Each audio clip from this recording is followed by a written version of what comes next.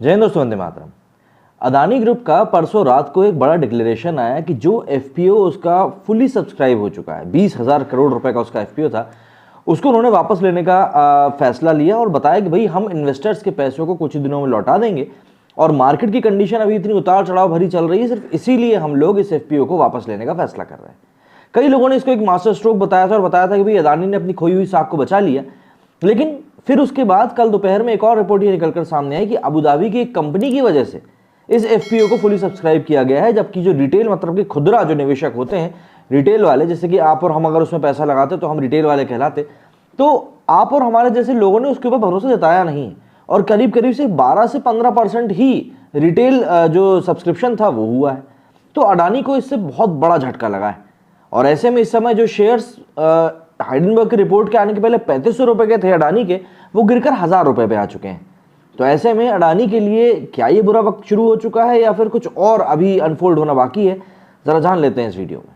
Adani group पर Hindenburg की report को लेकर संसद से लेकर बाजार तक हलचल मची हुई है। विपक्ष अडानी ग्रुप पर लगा रहे आरोपों की जांच की मांग कर रहा है। संसद में शुक्रवार को भी हंगामा रहा। लोकसभा 2 बजे और राज्यसभा 2:30 बजे तक के लिए स्थगित कर दी गई। विपक्ष ज्वाइंट पार्लियामेंट्री कमेटी या सुप्रीम कोर्ट के नेतृत्व में कमेटी बनाने की मांग कर रहा है और इन्हीं सबके बीच में अडानी एंटरप्राइजेस के शेयर में आज सुबह 35% की गिरावट भी दर्ज करी गई। एक शेयर की कीमत 1000 रुपए करीब पहुंच चुकी है और रिपोर्ट आने से पहले की अगर हम बात करें तो एक शेयर का भाव करीब 3500 रुपए करीब था। इस तरह कंपनी का शेयर 9 दिनों में 70% गिर गया है। अमेरिका के स्टॉक एक्सचेंज डाउ जोन्स ने भी अडानी एंटरप्राइजेस को सस्टेनेबिलिटी इंडेक्स से बाहर कर दिया है, जो कि एक बहुत बड़ा झटका है। कांग्रेस अध्यक्ष मल्लिकार्जुन खड़गे ने संसद परिसर में इस मामले को लेकर विपक्षी पार्टियों की मीटिंग बुलाई। इसमें कांग्रेस, टीएमसी, आम आदमी पार्टी, सपा, डीएमके, जनता दल और लेफ्ट समेत 13 पार्टियां शामिल हुई। कांग्रेस महासचिव केसी वेणुगोपाल ने कहा कि पार्टी कार्यकर्ता 6 फरवरी को देश भर के जिलों में स्थित एलआईसी और एसबीआई कार्यालयों के सामने विरोध प्रदर्शन करेंगे। विपक्षी नेताओं का कहना है कि शेयर बाजार का यह अमृतकाल का सबसे बड़ा महाघोटाला है। वहीं बांग्लादेश ने अडानी ग्रुप के साथ एनर्जी सेक्टर में डील में संशोधन की मांग करी। बांग्लादेश सरकार का कहना है कि बिजली की कीमतें ज्यादा हैं और इन्हें कम किया जाना चाहिए। उधर कांग्रेस ने 6 फरवरी को देशव्यापी प्रदर्शन का ऐलान कर ही दिया है। दरअसल बांग्लादेश ने अडानी पावर लिमिटेड के साथ 2017 के बिजली खरीदी पर समझौता किया था। बांग्लादेश पावर डेवलपमेंट बोर्ड ने गुरुवार को अडानी पावर को चिट्ठी लिखी। इसमें बिजली खरीदी की कीमत में बदलाव की मांग करी। बीपीडीसी का कहना है कि उसे महंगी दर पर बिजली मिल रही।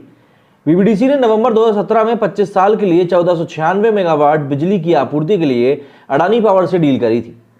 अगर हम बात करें भाई जो लिस्ट सबको पसंद है, अमीरों की लिस्ट की, तो भाई शेयरों में भारी गिरावट के बाद गौतम अडानी की नेटवर्थ $55 बिलियन हो गई। पिछले साल ये $150 बिलियन के करीब थी। इससे शुक्रवार को फोर्ब्स की अमीरों की रियल टाइम लिस्ट में अडानी 22वें स्थान पर आ गए। 27 फरवरी के पहले अडानी दुनिया के तीसरे सबसे अमीर व्यक्ति थे और एशिया में पहले नंबर पर थे। वहीं अगर हम बात करें तो एनएसई ने अडानी ग्रुप के 3 शेयरों को शॉर्ट टर्म के लिए एडिशनल सर्विलांस मेजर्स मतलब एएसएम लिस्ट में शामिल कर लिया है।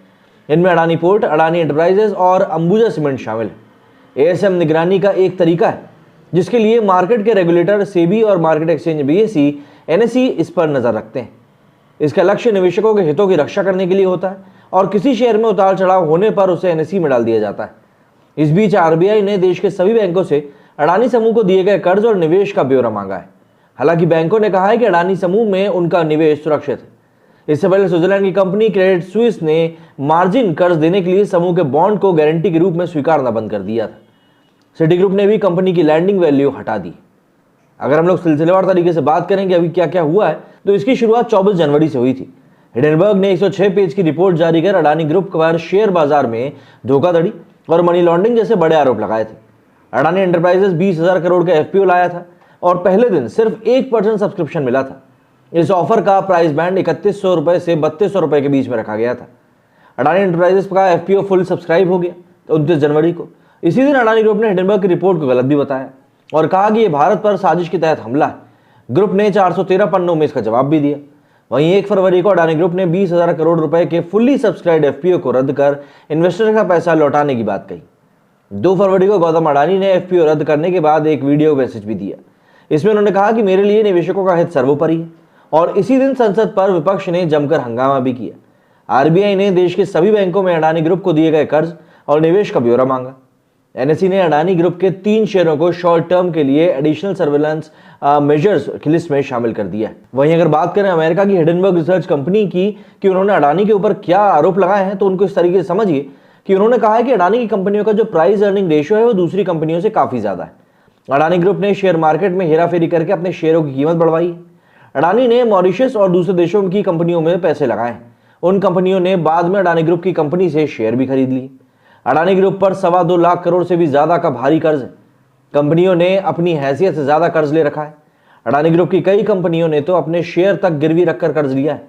अडानी ने बीते दिनों एसीसी और अंबुजा सीमेंट खरीदने के लिए भी कर्जा लिया था। ऐसे में बैंकों के पास वसूलने के लिए अडानी के शेयर के अलावा और कुछ भी नहीं। और ऐसे में आप खुद ही सोचिए कि अगर अडानी के शेयरों का रेट गिर जाएगा तो फिर क्या होगा। हिडनबर्ग की रिपोर्ट सामने आने के बाद पिछले 2 ट्रेडिंग सेशन में अडानी ग्रुप के स्टॉक से इन्वेस्टर्स को भारी नुकसान हुआ है। देश का सबसे बड़ा institutional investor life insurance corporation of India LIC भी उन प्रभावित इन्वेस्टर्स में से एक है। अडानी ग्रुप के शेयरों में LIC का 24 जनवरी को टोटल इन्वेस्टमेंट करीब 81,268 करोड़ रुपए का था, जो कि 27 जनवरी को गिरकर 62,621 करोड़ रुपए रह गया है। इस हिसाब से LIC को करीब 2 ट्रेडिंग सेशन में ही 18,000 करोड़ रुपए का नुकसान हो गया है, जो कि एक बहुत बड़ी रकम है। और ऐसे में कई सारे सवाल एक बार फिर से अडानी के ऊपर खड़े हो रहे हैं। देखिए, देश के ऊपर हमला हुआ है या नहीं हुआ है, वो जो भी कुछ बातें हैं, जांच होगी तो बात क्लियर हो ही जाएगी। क्योंकि यहाँ पर और किसी का नुकसान नहीं हो रहा है, सिर्फ देशवासियों का नुकसान हो रहा है। जिन लोगों का पैसा अडानी ग्रुप में लगा हुआ है उनका नुकसान हो रहा है। तो ऐसे में यहाँ पर आप बीजेपी के हैं, आप कांग्रेस के हैं, वो करने से बेहतर है जो सच्चाई है उसका पता लगाया जाए और सीधे तौर पर, साफ तौर पर, ट्रांसपेरेंसी के साथ चीज़ों को सामने रखा जाए, जिससे कि इन्वेस्टर्स का भरोसा एक बार फिर से अडानी समूह में बढ़ सके, जो कि इस समय अपने ऑल टाइम लो पर आ चुका है। और एक बार फिर से जिन लोगों का पैसा लगा है उनको अपना पैसा निकालने में सहूलियत महसूस हो सके। और होता क्या है, जब कोई इंसान नीचे की तरफ जाना शुरू होता है तो हर कोई गिद्ध की तरह उसके ऊपर नजर गड़ा लेता है। और वही काम इस समय बांग्लादेश भी कर रहा है। बांग्लादेश इस बात को भली भांति जानता है कि अडानी समूह का इस समय कमजोर समय चल रहा है, और अगर इस समय उसके ऊपर दबाव बनाया जाएगा तो उनको दबाव में आकर ही कोई ना कोई फैसला लेना पड़ेगा। और इसीलिए उन्होंने बिजली की जो कीमतें हैं उनको लेकर इस समय ये पूरा प्रपंच रचा है कि भैया आप हमको जो बिजली है वो महंगी दरों पर दे रहे हैं। तो ऐसे में अडानी समूह के ऊपर इस समय चौतरफा हमले किए जा रहे हैं। लेकिन बात वही है कि जब तक वो अपने आप को क्लैरिफिकेशन के साथ क्लियर नहीं करेंगे, तब तक मुझे नहीं लगता कि कोई और उनके ऊपर भरोसा दोबारा से कर पाएगा। क्योंकि हमारे देश में वैसे भी ये करोड़ों लाखों का जो घोटाले होते रहते हैं, ये कोई नई बात नहीं। आप चाहे नीरव मोदी की बात कर लीजिए, चाहे विजय माल्या की बात कर लीजिए, बहुत सारे ऐसे 2G घोटाला, बहुत सारे ऐसे घोटाले हैं जो कि समय समय पर सामने आते ही रहे। तो ऐसे में इस चीज़ को तह तक समझना बहुत ज़्यादा ज़रूरी है, जिससे कि किसी भी निवेशक को अपने पैसों में नुकसान ना उठाना पड़े। आपका इस बारे में क्या कहना है, कमेंट करके जरूर बताइएगा। मेरी वीडियो फिलहाल इतना ही। जय हिंद, जय भारत।